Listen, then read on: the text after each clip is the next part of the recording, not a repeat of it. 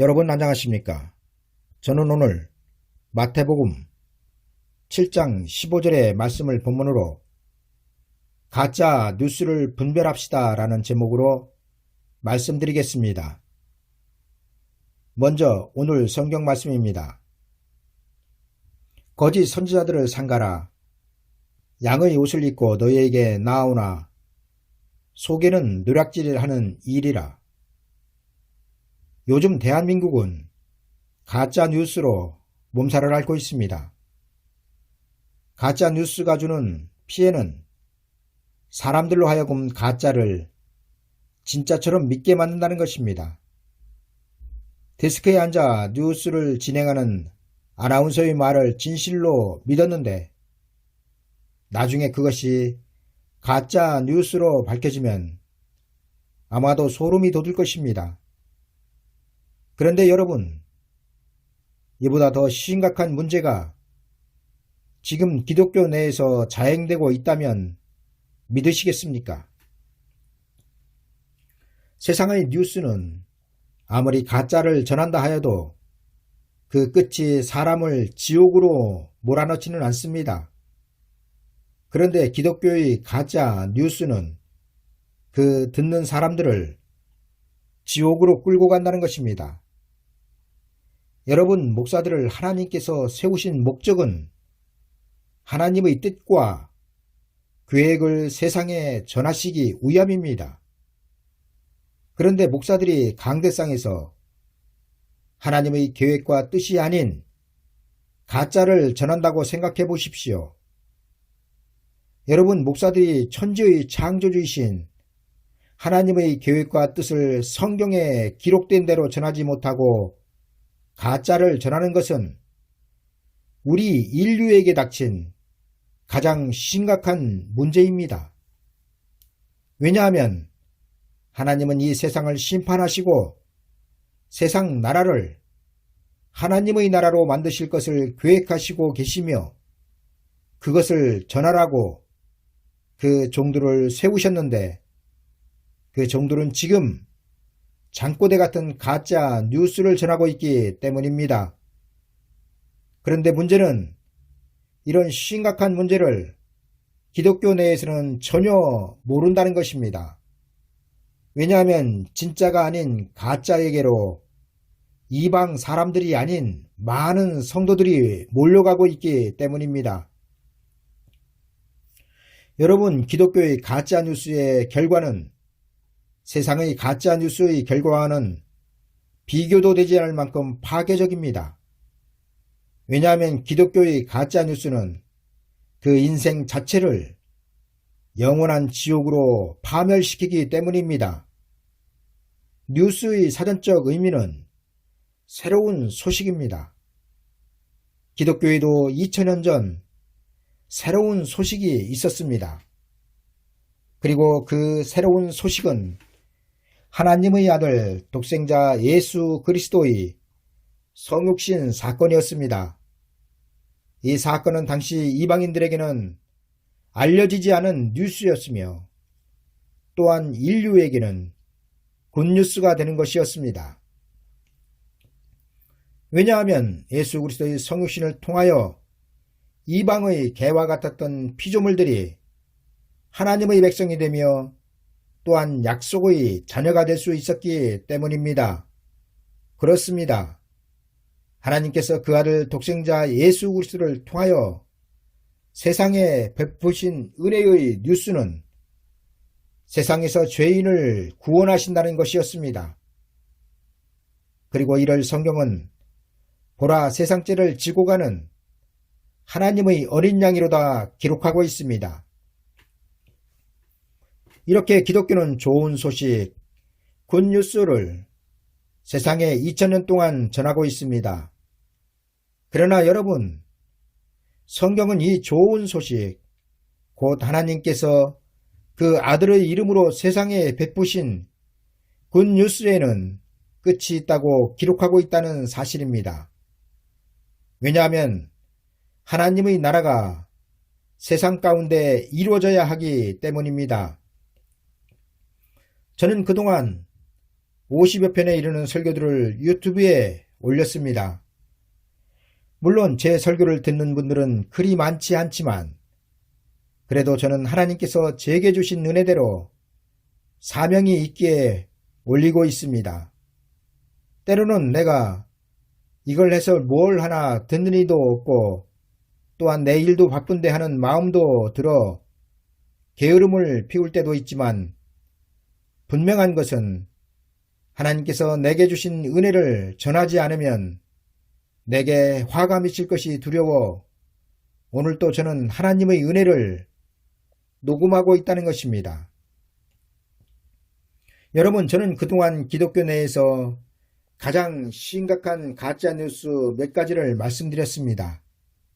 그리고 그것은 마귀의 기원은 천사가 타락하여 된 것이 아니라는 것과 사도신경은 구원에 이르는 신앙 고백이 아니라는 것, 그리고 예수 그리스도를 영접할 복음은 천국 복음이 아니며 666 짐승의 표는 베리칩이 아니며 좁은 문은 천국으로 들어가는 문이 아니며 요한계시록 6장 2절의 흰말 탄 자는 적그리스도가 아니며 모세의 노래 어린 양의 노래는 모든 성도들이 부르는 찬양이 아니며 삼층천은 천국이 아니며 천국과 지옥은 아직 이루어지지 않았으며 천국과 지옥의 간증은 대부분이 가짜이며 곡과 마곡은 이 세상의 전쟁이 아니며 사도 바울은 셋째 하늘에 올라가지 않았다는 것 등을 말씀드렸습니다. 그리고 이와 함께 오늘 제가 드릴 말씀의 내용은 천년왕국은 문자대로 이 세상 가운데 성취된다는 것입니다. 여러분, 제가 유튜브에 올린 내용들은 지금 세상에서 목사들이 전하는 내용과는 정반대이기 때문에 분명하게 둘 중 하나는 가짜라는 사실입니다. 여러분, 무천년주의자들이 전하는 것처럼 예수 그리스도의 왕국이 이 세상에 문자적으로 이루어지지 않는다면 기독교에는 희망이 없습니다. 왜냐하면 우리에게는 하나님의 약속이 없기 때문입니다. 그리고 문제는 천국은 반드시 하나님의 약속이 먼저 성취되어야 그 백성들에게 이루어진다는 것입니다. 여러분, 하나님의 말씀인 성경이 왜 구약과 신약으로 나눠집니까? 그 이유는 하나님의 언약이 구약의 언약과 신약의 언약으로 나눠지기 때문입니다. 그리고 구약의 언약은 여러분들이 잘 아시다시피 젖과 꿀이 흐르는 가나안 땅을 약속하셨고 신약으로 들어와 하나님은 그 백성들에게 예수 그리스도의 왕국을 약속하셨기 때문에 예수 그리스도의 왕국이 문자적으로 이루어지지 않는다고 말하는 무천년주의자들은 신약의 하나님의 백성들에게 하나님의 약속 같은 것은 없다고 말하는 것과 같다는 것입니다. 그러나 여러분, 이는 명백한 가짜뉴스이며 거짓이란 사실입니다. 왜냐하면 하나님은 그 아들의 이름으로 신약의 하나님의 백성들에게 구약의 젖과 꿀이 흐르는 가나안 복지 같은 예수 그리스도의 왕국을 약속하셨다는 것을 성경이 증거하고 있기 때문입니다. 여러분, 구약의 역사를 보면 신약의 역사가 보여야 합니다. 하나님은 홍해를 건넌 백성들에게 하나님의 약속의 땅을 정탐하게 하셨습니다. 그런데 12명의 정탐꾼 중 10명은 같은 땅을 보고 와서 이스라엘 백성과 하나님 앞에 그 땅을 악평하였습니다. 이 결과로 출애굽 1세대들은 전부 다 광야에서 죽었습니다. 이처럼 여러분, 지금 이 시대에 우리가 하나님의 약속의 땅인 예수 그리스도의 왕국을 악평하는 무천년주의자들의 말을 들으면 우리는 옛날 광야에서 이스라엘 백성들이 다 죽음과 같이 우리는 광야 같은 세상에서 집단 떼죽음을 당할 것입니다. 따라서 여러분들은 무천년을 주장하는 그 목사들에게서 무조건 도망쳐 나와야 삽니다. 왜냐하면 무천년을 주장하는 자들이 자신들이 잘못을 깨닫고 돌아서기는 쉽지 않기 때문입니다. 자, 그럼 이제부터 왜 문자적으로 천년왕국이 이 땅에 이루어져야 하는지에 대하여 몇 가지만 말씀을 드리겠습니다. 첫 번째로 구약의 약속의 땅이 실제적으로 젖과 꿀이 흐르는 가나안 땅이었다면 신약의 약속의 땅도 실제적으로 이루어져야 하기 때문입니다. 두 번째로 다윗이 하나님의 약속의 땅에서 왕이 되었다면 예수 그리스도도 반드시 하나님의 약속의 땅에서 왕이 되어야 하기 때문입니다. 세 번째로 천년왕국은 무천년주의자들이 말하는 것처럼 세상 사람들과 하나님의 백성들이 같이 사는 그런 나라가 아니라 세상과 구별된 나라입니다. 그리고 이에 대하여 성경은 분명하게 거룩히 구별된 자만이 예수 그리스도의 왕국에 들어갈 수 있다고 기록하고 있습니다. 네 번째로 천년왕국은 반드시 예수 그리스도의 재림이 있어야 이루어집니다. 왜냐하면 예수 그리스도께서 친히 큰 권능을 잡으시고 천년왕국에서 만왕의 왕 노릇을 하셔야 하기 때문입니다. 다섯 번째로 예수 그리스도의 재림의 목적이 천년왕국이기 때문입니다. 여러분, 예수 그리스도의 재림은 심판이 아닙니다. 예수 그리스도께서 이 세상에 오시는 목적은 그의 왕국을 이루시기 위함입니다. 이 과정에서 왕국에 들어갈 자들을 구별하시는 것이 심판이며 세상을 에덴 동산과 같이 회복하시는 것이 심판인 것입니다. 여섯 번째로 천년왕국에 들어가기 위해서는 반드시 부활한 성도들과 변화를 받은 성도들이 있어야 합니다. 다시 말씀드리면 천년왕국에는 부활한 성도 또는 변화를 받은 성도들이 살아서 들어가는 곳이며 그곳에서 예수 그리스도는 만왕의 왕으로 통치하시는 것입니다. 일곱 번째로 천년왕국이 이루어지기 위해서는 반드시 일곱째 천사의 나팔이 불려져야 합니다. 왜냐하면 성경은 일곱째 천사가 나팔을 불어야 세상 나라가 우리 주와 그 그리스도의 나라가 되어 그가 세세토록 왕노릇 하시리로다 기록하고 있기 때문입니다. 그런데 지금 몇 번째 나팔이 불려졌습니까? 아직 일곱째 천사의 나팔 소리는 남아 있습니다. 따라서 무천년주의자들의 예수 그리스도의 초림으로부터 재림까지가 예수 그리스도의 왕국이라고 말하면 요한계시록 11장 15절의 일곱째 천사의 나팔이 이미 2000년 전에 불려졌다는 말이 된다는 것입니다. 여덟 번째로 성경은 분명하게 천년왕국 시대는 마귀가 무저갱에 갇혀서 활동을 할 수 없는 시대라고 증가하여 기록하고 있습니다. 따라서 무천년주의자들의 말대로라면 지금 세상에는 활동하는 마귀가 없어야 합니다. 그런데 여러분들이 보시기에 지금 세상이 마귀가 없는 시대라고 느껴지십니까? 여러분, 오히려 성경은 말세에 우는 사자같이 그 산길자를 찾아다니는 마귀를 대적하라고 기록하고 있습니다. 아홉 번째로 무천년주의자들에 의하면 곡과 마곡의 전쟁은 없다는 논리인데 성경은 왜 이런 쓸데없는 말씀을 기록하고 있을까? 입니다. 여러분, 곡과 마곡의 전쟁은 문자적인 예수 그리스도의 나라가 성취되어야 일어나는 전쟁입니다. 열 번째로 예수 그리스도의 통치는 영적인 통치가 아니라 육체의 통치입니다. 그리고 예수 그리스도의 통치는 세상을 통치하시는 것이 아니라 그의 나라를 통치하시는 것입니다.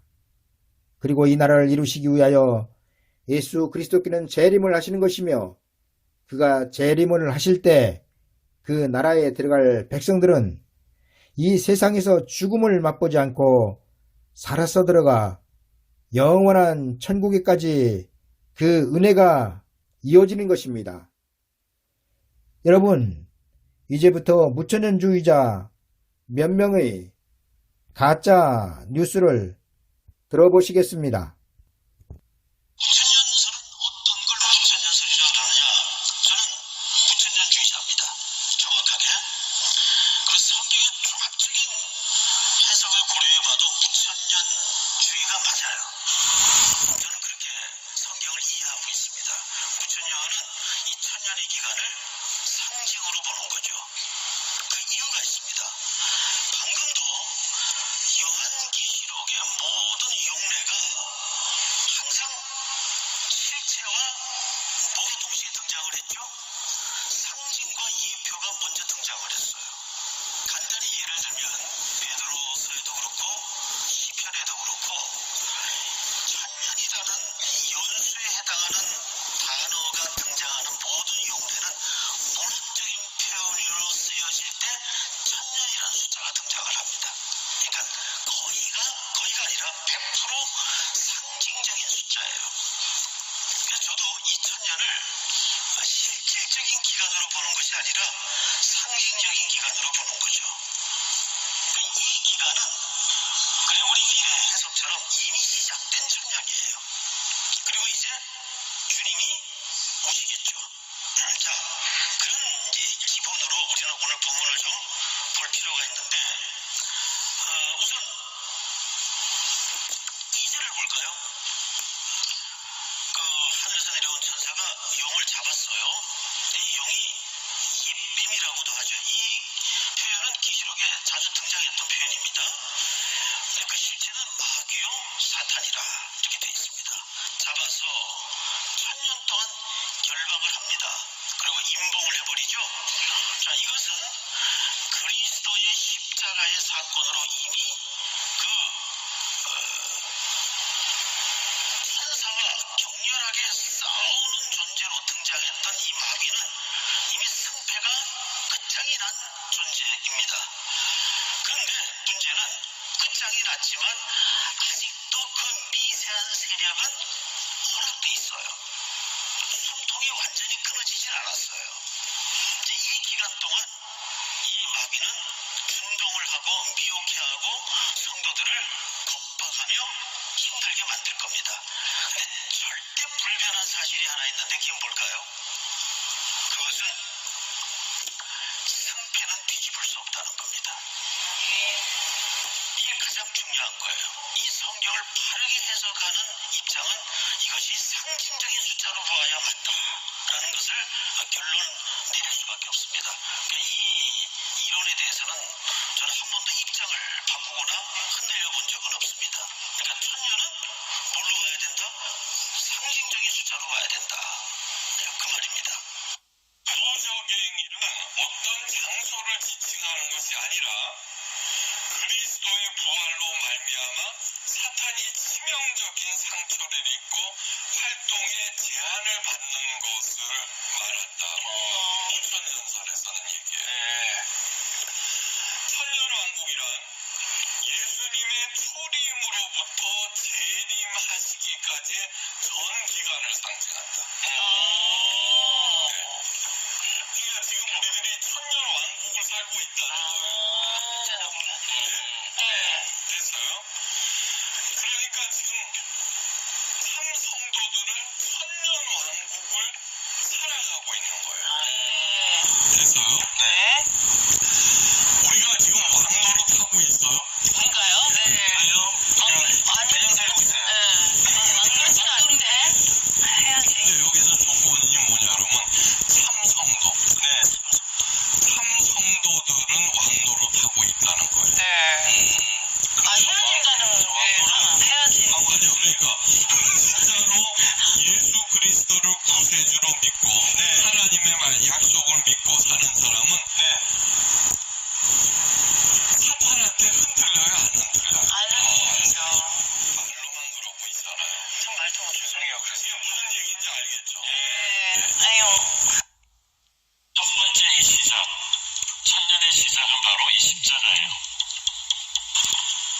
부활이에요. 십자가 부활을 통해서 용이 치명타를 맞았어요. 어둠의 권세가 치명타를 맞고 그러나 아직도 살아서 꿈틀거려요. 꿈틀거리다가 마지막 주님의 재림을 앞두고 다시 마지막 힘을 모아서 악의 군대를 모아요. 그래서 예수 그리스도께 대적하다가 전멸을 당하죠. 멸망당하는 그때가 이제 천년의 끝이에요. 그러면 이 천년이 아까 상징적인 숫자라고 했는데 그러면 예수 그리스도의 십자가 부활로부터 시작돼서 주님 다시 오실 때까지 주님 재림하실 때까지 우리 교회가 살고 있는 시대 철치 에이지라고 하죠. 우리가 지금 이 천년 안에 이미 들어와 있는 것입니다. 그러니까 다시 정리하면 천년왕국은 앞으로 올 시기가 아니라 지금 이미 우리가 그 안에 들어와 있어요. 주님이 초림 때, 다 처음 오셨을 때 십자가 부활을 통해서 용의 머리를 부수고 사단의 세력에 치명타를 가해서 영혼이 이제 돌이킬 수 없는 패배를 통해서 죽어가고 있지만 그 남아있는 잔세력의 발악으로 그러나 아직도 하나님의 백성들을 공격하고 유혹합니다. 그래서 우리는 이미 승리해서 승리를 누리고 예수의 권세로 세상을 장악하지만 이 남아있는 꿈틀거리는 어둠의 세력의 반격과 맞서 싸우는 영적 전쟁의 시기에 와 있는 거예요. 그래서 이 기간은 우리가 지금 살고 있는 때는 하나님의 나라가 이미 임했지만 아직 완전히 완성되지 않은 때입니다. 그래서 영적인 승리와 능력을 갖고 있지만 동시에 그 영적인 전쟁을 아직도 치러야 되는 그런 단계에 있는 거예요. 핸드폰으로 녹음을 하다 보니 녹음이 고르지 못한 점 양해하여 주시기 바랍니다. 그러나 분명한 것은 무천년주의자들의 그릇된 해석은 그 듣는 이들을 멸망으로 몰고 가고 있다는 것입니다. 이제 판단은 듣는 여러분들의 몫입니다. 그리고 그 결과에 대한 책임도 여러분들의 것입니다. 감사합니다.